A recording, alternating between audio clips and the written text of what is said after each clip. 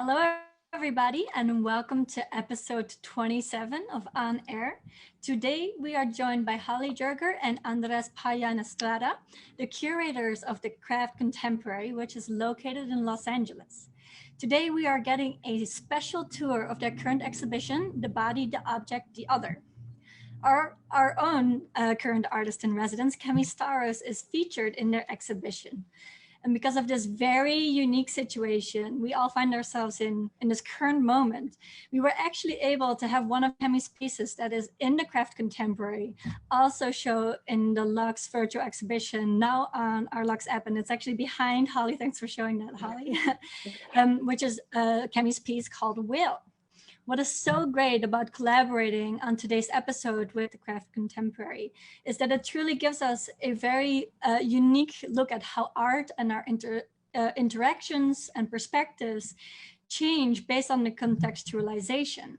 So for example, you can currently experience Cammie's show at Lux through our app in two very unique ways. You are able to look at Cammie's work in your own surroundings by selecting one of her pieces and placing it in your virtual space on your phone. Take a closer look, walk around it. But you can also experience Cammie's show in our very own Lux Gallery, which is slowly sinking underwater. And this concept we will talk about more next week in next week's On Air episode with Cammie, so stay tuned for that. But then these various surroundings bring to light very different dimensions and concepts present in Cammie's work. And today we will get another perspective from the Craft Contemporary through their tour of their exhibition and how Cammie and other artists contextualize the theme of the body, the object, and the other. So if you have questions for the curators, please leave them in the Q&A section. They will be answered at the end of the tour. And also, if you are interested in knowing more about the other artists that are in the show, there is a really great catalog that accompanies the exhibition. So check that out. They are both holding one, yes. So Holly, Andres, I'm going to pass it on to you. Thank you so much for joining us today. And I'm really excited to get to see your exhibition at the Craft Contemporary. And thank you so much, Husha, and to the Lux Art Institute for making the invitation for today's program as well as hosting it. And welcome to everyone. And we also wanted to extend a thank you to exhibition artist Cammie Staros. As Husha said, her work is here. Her piece to my right is also in the virtual exhibition at Lux throughout her residency there. And actually over the years, we've worked with a number of artists who have exhibited here and then also at various times in their career done a residency with Lux. So I wanted to also extend a thank you to exhibition artist Cammie Staros for making the introduction. And as Husha already mentioned, Cammie is currently in residence there at Lux, or virtually, I should say, at Lux, and also has pieces in our exhibition. And it's nice to finally get a chance to work with Lux on a program together. Craft Contemporary was originally founded in the mid-1960s as an organization called the Egg and the Eye. The third floor space, which we will eventually make our way up to, was a gallery that exhibited craft and indigenous art. And the second floor space that we're currently in was actually an omelet cafe. In 1973, it transitioned into the nonprofit Craft and Folk Art Museum. And actually about a year ago, we changed the name of the museum again to Craft Contemporary to more accurately reflect the focus of the institution that has developed over the last 10 years under the leadership of our executive director, Suzanne Iskin. We're a non-collecting institution. We do a series of changing exhibitions each year. And as the new name specifies, we focus on contemporary craft.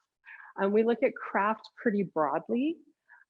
We work with artists who take traditional craft processes and techniques and expand them in various ways. It can be technically, conceptually, or both. And oftentimes their work speaks to contemporary social and political issues as well. The Body, the Object, the Other is the second in a clay biennial exhibition series that we developed in 2018. And at that time, the field of craft as a whole and clay in particular was experiencing a lot of increased recognition within the larger art world. So we wanted to take the opportunity to develop a large scale exhibition series that regularly focused on clay through a craft lens and work with artists who had a very deep understanding of the material and its history. And my colleague Andreas will tell us a little bit more about the specific development of The Body, the Object, the Other. Great, thank you so much. Thank you so much. And yeah, like we were saying, the digital environment kind of has sets its own challenges. And so with this exhibition, as Holly was mentioning, The Body, the Object, the Other is the second iteration of our clay biennial. And in this exhibition in particular, there's 21 artists that are part of it. And these artists are from around the entire United States. And a lot of the approach of creating these exhibitions, specifically these two biennials, have been in multiple parts, in both reinforcing the histories that already exist within this material, particularly clay, but then also creating platforms for contemporary and emerging artists to show some of the work and how the discourse and the way that we think about clay, or that we talk about clay or material in general, or the histories within the material can change and morph and kind of loop around into kind of these contemporary discussions. And with this exhibition in particular, so all the artists in the exhibition work with clay, and to some extent or another, they use as a foundational idea the human form or the human body. And also its relation to clay. And the basis of that investigation kind of from there expands into these ideas of both material and conceptual experimentation. And a lot of them are challenging notions, specifically traditional notions or definitions of what it means to be a body, be the self, but then also how does the body and how does the self and these artists that are working with these different themes are represented within a larger scope of museums or history, or overall the way that we disseminate and talk about knowledge in other communities. And I'm going to go ahead and hand it over to my colleague Holly Jerger, who will talk a bit about Cammie's work. So with Cammie's work, she draws upon historical Greek figurative vase forms, and then takes the techniques and materials that were used in those historical processes, and instead of applying the figurative narratives which would historically been on those vessel forms, she actually makes the vessels themselves animated, and they sort of become the figures within her work. They bend, she stacks them. In many cases, they may be toppled over as well. To my immediate right is the piece Whale from 2016, which is also, sounds like it's sinking or floating in your exhibition at Lux right now as well. And the piece is a very large bulbous form that again has that traditional application of the red and black painting on the surface. And on it, Cammie has drawn a number of sort of sets of eyes that sort of encompass the sides of the piece, and on the top of the work as well, which is something you probably can't see from here. There's actually sort of like the sort of sprue hole that could be a reference to the whale form. It also becomes an eye in and of itself. And with Cammie's work, the form and that sort of toppling of it, the sort of repositioning of it, and the abstraction of those motifs and the way that they're applied, you know, make us start to question what the form may actually be. You know, she does title this piece Whale, and it does have that shape and sort of that massive size. At the same time, you know, depending on the way you're looking at it, the eye or eyes that you're seeing, you know, you do also call into question, is it something else? Is it maybe a head? Is there some other form that it's referencing? And within her work, she uses that sort of unexpected distortion to ultimately question the art historical narratives that her work is referencing. Classical Greek and Roman sculpture are sort of considered the foundation of Western art history. At the same time, you know, Western art history tends to often be the dominant narrative in discussions of art history on a global scale. And oftentimes other cultural contributions are not necessarily recognized. You know, and even the idea that the Greek and Roman culture were sort of the foundation of the Western world, and that in many cases, the Western world may be considered the foundation of the modern world. And again, oftentimes not considering or maybe dismissing other cultural contributions that were made in the development of these systems and ideas. One thing that we really appreciated about Cammie's work is that not only does she think about the objects themselves, but she also thinks about the ways that they are displayed and also who has the authority to display the objects. The two pieces that are to my left are called Fruits of Fallen Empire and Taste of Power. And both of these pieces were made in 2019. And in them, she's again taking that sort of classic vase or vessel form, but then again, distorting it. It bends, it shifts. It sort of pokes in and out of the acrylic bases that the works rest upon. The acrylic, the piece Fruits of Fallen Empire is made of black acrylic. The other work, Taste of Power, is a clear acrylic that is used to construct these bases. And for Cammie, these bases ultimately act as the sort of two oftentimes key components a museum display, the pedestal that an object would be placed upon, and then that plexiglass, that clear vitrine that is put over the top of it to protect it. And by the distortion of her forms, as well as the way they interrupt these structures themselves, you know, again, she's asking us to think about, you know, what happens when you take an object out of its original context and place it in a museum on a pedestal and cover it with that case. You know, what are you saying or what are you changing about its meaning and the value that it holds? And then also even asking us to think about the museum itself as an institution. And I think many times people can think of art and cultural production as something that might be maybe benign or neutral, since it is about sort of oftentimes one's personal expression. But ultimately, this cultural production is always reflecting the larger political context in which it's created.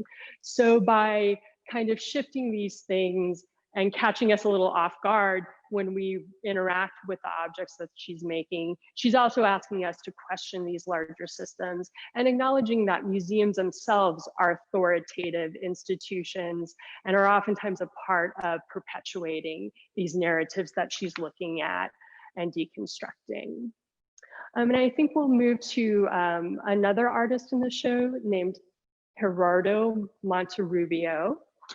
And like Cammie, Gerardo is based here in Los Angeles, and Cammie and Gerardo and a number of artists in the exhibition actually really do sort of use an amalgamation of different references to question various sort of cultural institutions and systems, as well as speak to their own personal identities.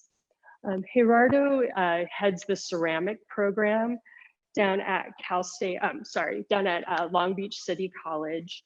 And he's very known for creating these very lush, highly detailed black and white drawings on either clay vessel forms or abstract forms. And these narratives often do reference his own upbringing and identity as a Mexican-American man and an immigrant. And they also reference landscape, myth, religion, life and death, violence, and oftentimes toxic masculinity as well. The pieces that we have in The Body, the Object, the Other are from a relatively new series that Gerardo has developed, in which he's really exploring and questioning how people develop their belief systems. This is also a series that he's developed since he's become a father over the last few years, and I think that has also had Gerardo, again, kind of step back and really consider the world in a larger sense, as well as how just people shape their own ideas and beliefs about the people that surround them in the world and in their own communities. The piece to my left is called Quapac Ucha, and I am probably not pronouncing that correctly, but it is a term that refers to an Inca ritual act that involves the sacrifice of children. And the form itself is sort of the merger of a large head that does become a vessel form as well. There are several areas where Gerardo has applied gold luster, and then the remaining surface of the form, again, has that very rich, dense drawing that he creates. He will use underglazes, both an underglaze pencil to create the highly detailed line work, and then also sort of like water down the underglaze as well, and it kind of creates washes and various shades within his drawings.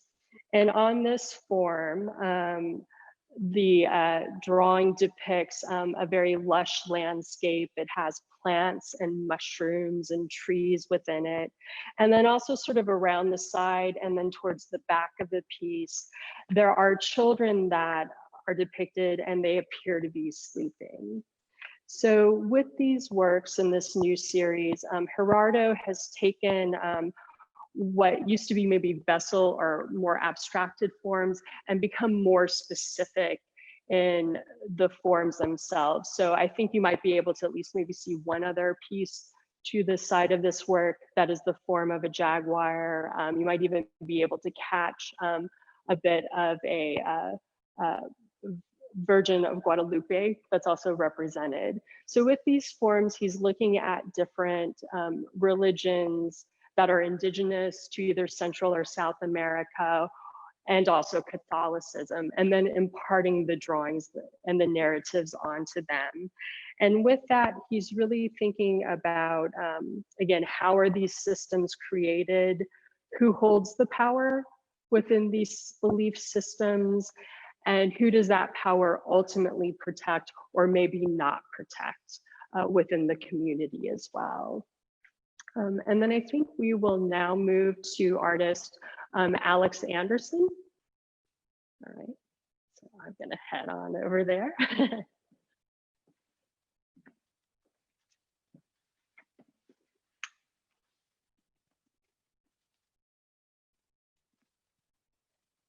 And you'll get a little sense of the overall gallery space as the camera is being moved. And as I mentioned, this is work by Alex Anderson. Alex is also based here in Los Angeles. Roughly about half of the artists in the exhibition are from here in LA or the Southern California area. Alex is also an educator, and he makes very refined forms that are, again, an amalgamation of various motifs from cultural sources or sort of systems of communication. You'll notice that the pieces that we have here are all created with a white earthenware. And Alex, in certain instances, will leave the clay unglazed. In other portions of the objects, he does put a clear glaze over them. So those parts of the pieces have more shine, they also become a little deeper in color. And then along with that, he will add gold luster to the works as well. And in our installation, Alex also chose a very a very light pink wall color for the objects to be placed against. So from a distance, these things may look almost very like sweet or almost candy-like. And that is intentional on Alex's part. He, in a way, wants to sort of bring you into that. And then when you get closer to his pieces, like the piece that is to my right, I can actually see that it's actually the severed head of Medusa, served on sort of a heart-shaped platter. With that, there are flowers and leaves that are sculpted and incorporated into the piece, as well as these gold luster bees. And in the work to my left, this is called Excuse Me While I Feel Myself. And in this work, the central form is actually a peach, which refers to the peach emoji. And in the digital sphere, that emoji actually has sexual references. And sort of the top stem of the peach comes around and is sort of grabbing the peach itself. There's also on the opposite side, this sort of large, I interpret it as a leaf form that is kind of coming up and bending like it might touch or maybe even penetrate the peach itself. And in Alex's work, he is pulling from sources like emojis. He's also looking at sort of the aesthetics of Western Empire and speaking to his own hybrid identity. He is a young, queer, Black and Japanese American man. And with that, and taking these systems of identification or communication, he also draws upon stereotypes like blackface and maybe even slanted eyes, and kind of creates these works which talk about, in many cases, violence, death, and sexuality.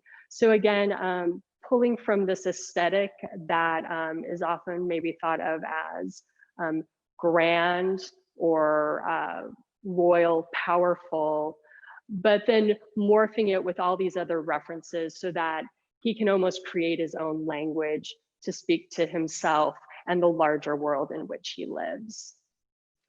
So I think with that, we are actually going to head up to the third floor. So we are actually going to just turn our cameras off. And while we head up there, Husha is actually going to show you a selection of installation images so you can get a sense of the overall show.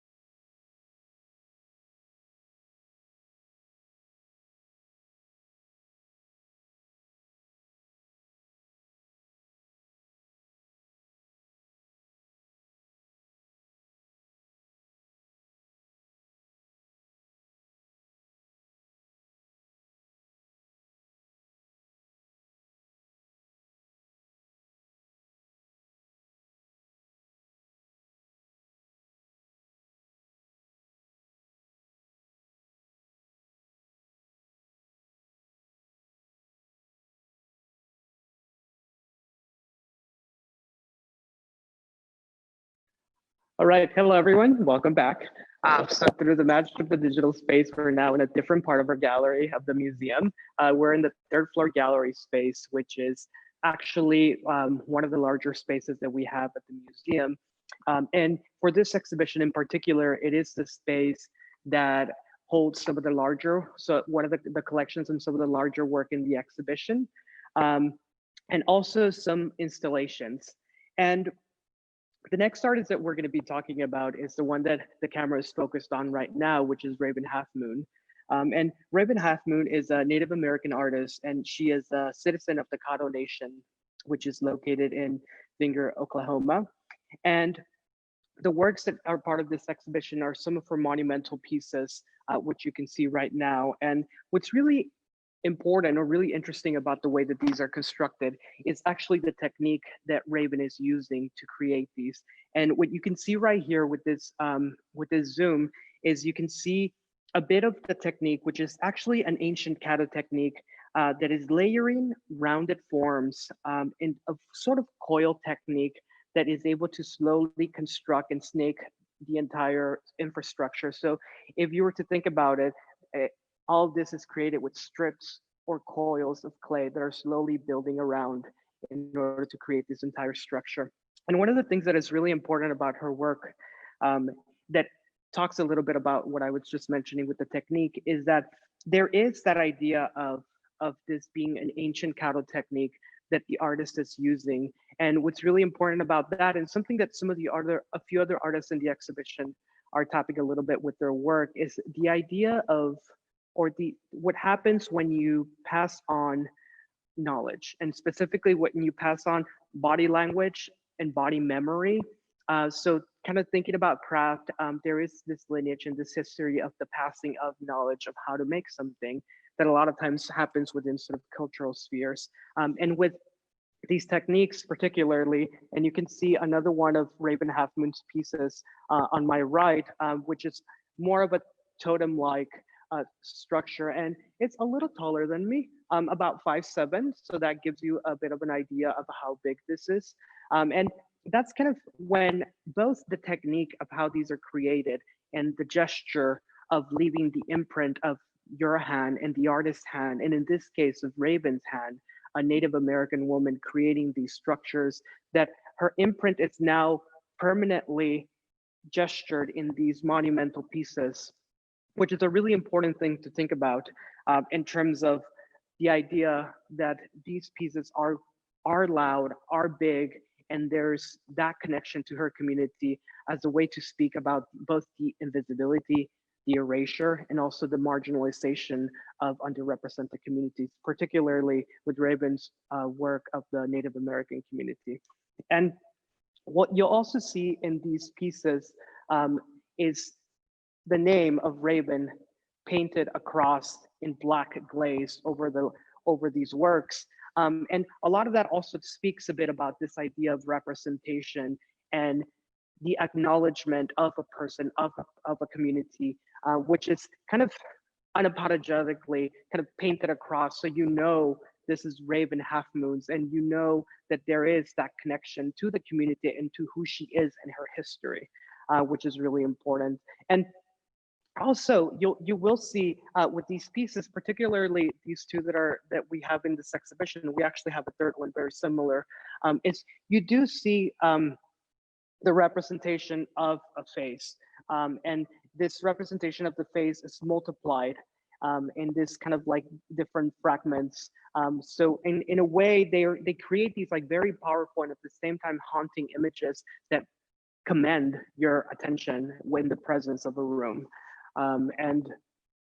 And actually, one of the other things that is often asked is in relation to the colors that are being used in these pieces, and particularly with this red one that you see right here, is she does draw a lot from both historical and contemporary references to Caddo culture.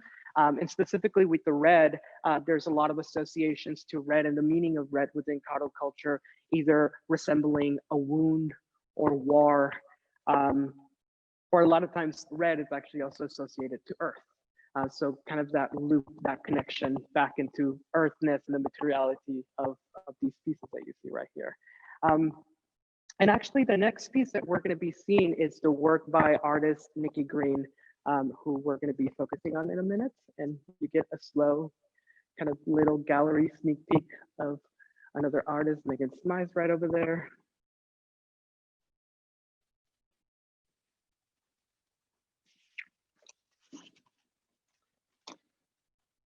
So here in this shot, you're able to see two of Nikki Green's works that are in this exhibition.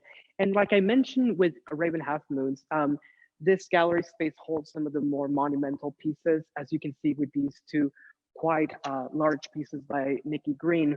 And what's really important about these pieces is its monumentality, because when you experience a ceramic object, a lot of times in your home, you experience a ceramic object that's small and there's a relation to your body and how you're using it, how you're using a plate or a cup, or stepping on a tile.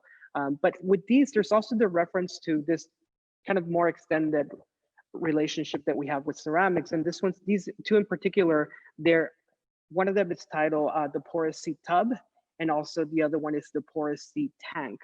So there's a relationship to the size of these pieces and the relationship to your body, because ideally these pieces could hold your body. They're a vessel, just like bodies are often kind of thought of as a vessel, but they're also a vessel that's made out of clay that your body can potentially be inside. And so Nikki Green is an artist who's living in and working in San Francisco. And similarly to what I was saying in relation to the body as vessel, you could see the imprint of the artist's hand as in a similar way with Raven Half Moon that's left on the surface of these pieces. And that's really important to note, because a lot of what Nikki Green is interested in the materiality of ceramic has to do with both the transformative processes and the transformative sort of both the mutability and the malleability of the material to both be and become, because the ceramic, as you can see with all these different works that we're seeing, it can be rough, it can be smooth, it could be abject, it could be beautiful. Some of these are more subjective ideas, but what's really important to think about that with her works is that the mutability and the way that clay can transform itself into, or can be transformed into something else, speak very closely to her identity as a transgender Jewish person, Jewish artist. So there are those two dynamics that are into play. And also, if some of you are familiar with these forms, both of these forms are also speaking to rituals. So similar to some of the things that we saw with Gerardo Monte Rubio in the second floor, these are specifically speaking to Jewish rituals of the mitzvah, of the mikvah, which is a Jewish practice of immersing your body in water in a tub, and in order to purify, to celebrate, but also to transform. So that you can see kind of some of those connections of the ritual and the transformability of the material that tied to the identity of Nikki Green. And so the next piece that we're going to speak about is right behind me, and that is by artist Brie Ruiz.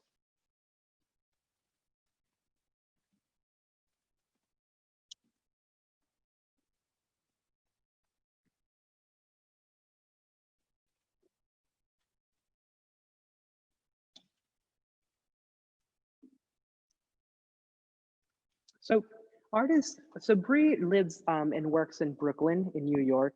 And what you see right here are pretty large pieces, they're wall pieces. So most of the other works that we have seen, maybe with the exception of Alex Anderson's heart piece on the wall, are off the floor and are on the wall. And kind of just visually thinking about this piece, it looks almost like a fragment of a map, perhaps. And you can see that these pieces are divided by lines, which actually create these pieces to be almost tile-like. So these pieces come in different parts that then get assembled almost like a puzzle on the wall of the gallery space. And it's really important because when you start thinking about the shape, and the shape almost perhaps referencing a continent or a landmass, or perhaps the geographic snapshot of a desert or mountainous regions is really important, because these lines almost start looking like longitude and latitude lines as well. And I'm bringing up these kind of relations and these metaphors to mapping, because the pieces themselves in a way are mapping, both like by how you can visually kind of understand what they look like, but the way that Bree is creating these pieces is she starts with a pretty substantial amount of raw clay. Some of her works, the amount and the weight of the raw clay is equal to the weight of her own body. And what she does is she puts these pieces of clay in different spaces, and particularly these two are outdoor spaces, her gardens. And she then, using her own body and her strength and the limitations and both the possibilities of her body, in order to push around the clay with her weight and her feet and her hands, in order to map out these spaces. So you could see the imprints of her toes, perhaps her elbow, her palm. In this case, you can even see that maybe her pet kind of walked across, and you can see some little paws imprinted onto the clay. And with that, she's mapping out the space and how her body is able to live and understand the space through a material. And one addition that you can also sometimes see if you look closely is you could see some organic matter in there, some leaves, some plants, and some other things that are caught in there. And Holly's gonna zoom in a little bit. So some of the organic matter that are caught in the process of mapping and the clay, which are then burnt out in the firing process, and then you're left almost with these fossil-like striations and markings on the clay. And what's really important to also mention with these works is thinking about the body and thinking about how your body exists in a space, and how your body, and either the body of the artist or the body of Bree has to learn how to navigate a space, both thinking about the limitations of your body, but then also how is the space mediating the way that your body exists in the world. And I think a lot of the artists in this exhibition are using that aspect of how does your body, what are the parameters of how you have to identify your body and how your body lives in a society, in a world, in a system, and how do you then understand your representation in it, or push for your representation in it if you have been made invisible or forgotten, and how to empower yourself through a making process and through the visualizing of your community and yourself. So we're going to transition real quickly into a Q&A. So we're going to move our devices around for a bit, and we're going to be able to answer some questions from you live.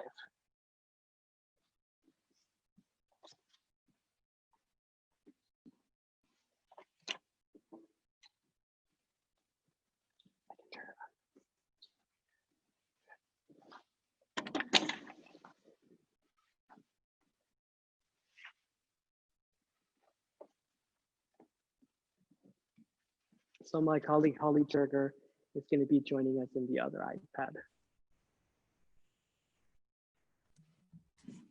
Thank you so much, Andres and Holly. That was really wonderful. So I'll start off with some questions, but if anybody has questions, please put them in the Q&A so that we can ask them to the curators. So I think my first question, and I think, you know, that's mostly because this is on the forefront of my mind. I'll turn on my video as well, because it's on the forefront of my mind. I'm constantly wondering how the interaction of our spaces are changing. And especially with a show that you have where it's all about the body, about this very, like, the physicality of ceramics. It's very much about, you know, the interaction of a body and space. How do you think, or has the concept of your show changed because nobody is actually able to interact with the work in the same way? Like, how do you think it has been impacted, this idea of the other, the idea of the body, the object? And I'm really interested in that. Yeah, big question. Yeah, no, super big question. Maybe I'll chime in a little bit, and then my colleague Holly can also kind of elaborate. I mean, one of the things that I've really been thinking about is sorry, and I think you can hear me a little bit from the other side, so I'll try not to project too much. But one of the things that I've been thinking a lot of is how do our bodies exist in a space, and how has the digital kind of become an extension of our bodies into this more abstract reality, and the extension of our bodies into these kind of like more abstract digital spaces are in a way like through the way that you represent yourself, how you place yourself within social media, what information you put out there. But then also, I've been thinking a lot about a book that I just purchased that I'm about to start reading called Algorithms of Oppression, which specifically is speaking to kind of how bodies and identities and people are being mediated through the digital realm, specifically through algorithms, and how the digital can also be a space where your body can be visible and present, but it's also a space that is embedded with sort of these racist structures that are even within this like imaginary digital or these abstract digital. There's still these like things that are oppressing bodies. So it's interesting, kind of like thinking about this too. And also thinking about like the idea of tactility, right? Like one of the things that I like to talk about is we are all living with these tactile devices where communication becomes a series of taps on a screen. So how do you think about that in relation to the works of these artists and how they're communicating with the tactility of their own hands? I really, oh, sorry, go for it, Holly. Oh, no, go ahead. I just wanted to say I really like that connection you're making, because I think, you know, we're all trying to figure out what it means to be in a digital age and what that means for art and how is that going to change. And I actually really like kind of the tactility like you're talking about with us. We're emoting ourselves through our fingers on our phones, but that's the same for like the physicality of ceramics. I really like that. That's really interesting. Holly, go back to you. Oh, I was just also gonna mention, I think like to me, the idea of like malleability has, which is run through this show and we've discussed, but when now you have to think about almost like every single movement that you're making and how even shaking someone's hand or touching a doorknob, the implications that it has for other people. So I've been thinking a lot about that idea about having to step back and shift and almost like recreate the way that you interact with the space, which I think Andres was also speaking to a certain degree, or even acting the digital realm as a tool, but even just on a very kind of micro level for me in very basic daily interactions. Well, it's true because we've been kind of pushed to this current reality, multiple realities. One of them being COVID, that we were pushed to have to re-acknowledge the presence of our body in relation to others, and I think that's a space that we didn't often have to consider, to the point where you're going to the grocery store or walking down the street and you have to have this constant awareness of being far away from another individual. So that's kind of like an interesting kind of like thing that we have to rewire ourselves in our realities, to not being able to see the physicality of another person or come into close proximity. Like even right now, both Holly and I are so far away in different spaces in the gallery because we can't, even though we're in the same space, we can't interact. Yeah, definitely. I find, you know, hearing you talk and all of the different backgrounds of the artists that you have in your show, I think it really shows the cross-cultural discipline that ceramics actually is, you know, and it's a really beautiful medium when it comes to that, because there's so many different cultures and so many different backgrounds that use that expression. I don't know if you have anything more to say to that. I don't know if that's a question, but as much as a statement. But I think it ties in really well with your exhibition. Yeah, So I would say we agree. Or, you know, yeah, clay is this very ubiquitous material that, you know, if you have some dirt and water, essentially you could shape something in clay. And then just the weight of that throughout history. And I think all of these artists, maybe even if it's not necessarily something that they directly speak to with their work, I think that that awareness is there. And, you know, even as Andreas was saying earlier, just, you know, the links between Earth and the human body that, and there are various ways that that's been interpreted around the world for thousands of years. Mm-hmm. There are a lot of sort of these creation and myths stories of how humans came from the earth, and how when we pass away, and so when we die, we kind of return to the earth. So there's kind of these really interesting kind of poetic connections to that.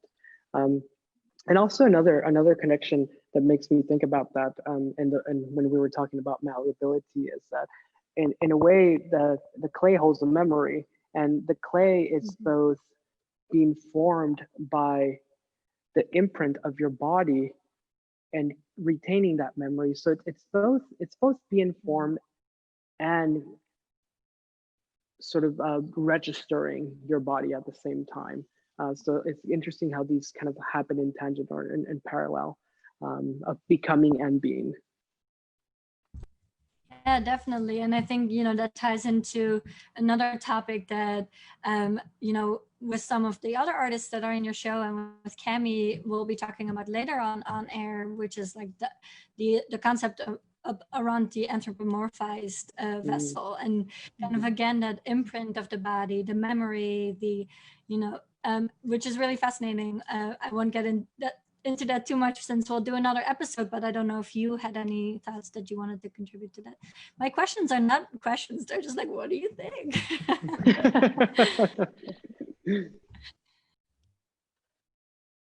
What do you think? We're like looking at each other from Sorry, we're across kind the of room. through the niche. We're sort of like looking at one another. Yeah, do you want to talk a little bit about like vessel? Sure, and that is a theme that resonates with a number of artists in the exhibition. We did speak very within Cammie's work, but I think you know, just kind of that recognition that the human body itself is a vessel as well, and even that idea about what it holds. And I think the artists in the show tackle that in a variety of ways. You know, we sort of spoke to how Cammie is very much looking at sort of the Western art historical canon and interrogating that in a number of ways.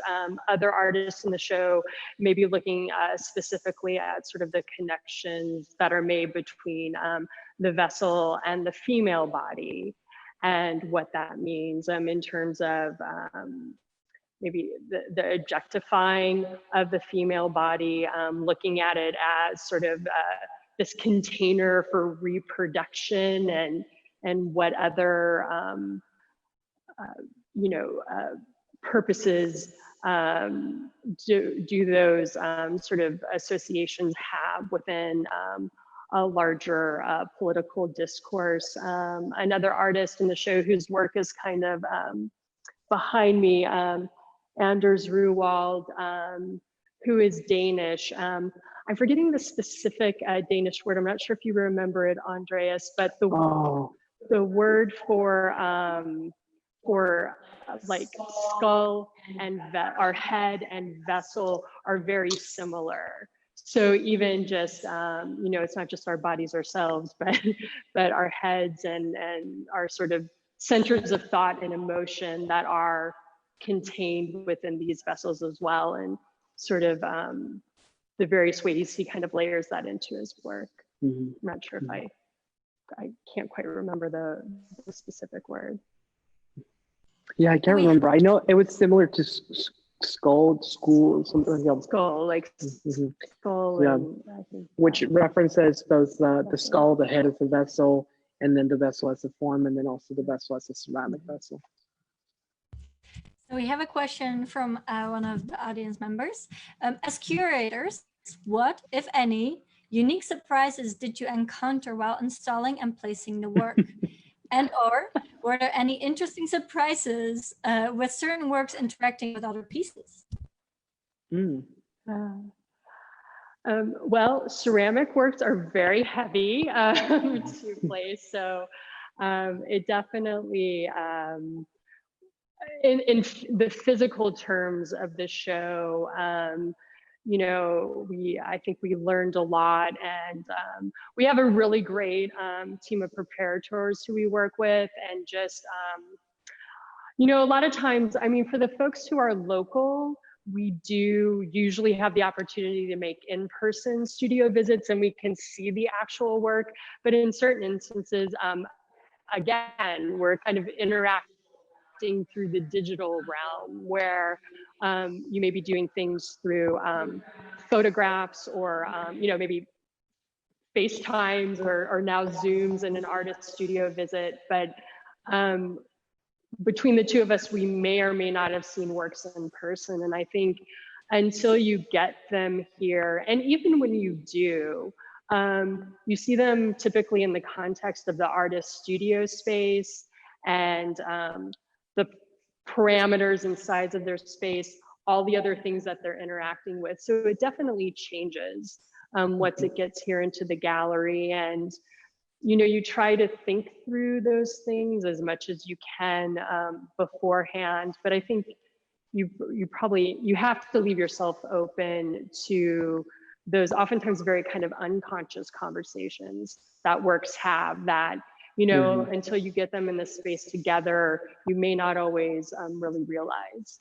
Yeah, and I think what Holly mentioned too, just the size of the works. With this exhibition, with the first biennial, we did have some larger works by artists, not without, but with this exhibition, we have multiple large works by multiple artists. So there's always kind of this like reality of ceramics where it's this, you see it as this like monumental object that is so hard and so withstanding, and technically the material when it's fired can outlive for thousands and thousands of years because it's so durable, but at the same time it kind of like possesses this immense fragility that could break.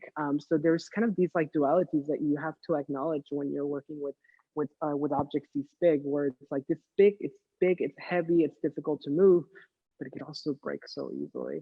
And I think kind of like reconciling that over and over during like an install or when you're moving things or when you're thinking about things is definitely one of those things that you have to kind of always keep in your mind. Definitely, I definitely recognize that as well. Everything that you're talking about, the excitement of seeing something in such a different space because the gallery is so different from the studio, and sometimes seeing it for the first time, as well as you know, dealing this, what you're talking about, Andres, the idea of ceramics being so solid at the same time, so fragile, so strong yet so breakable. I love that.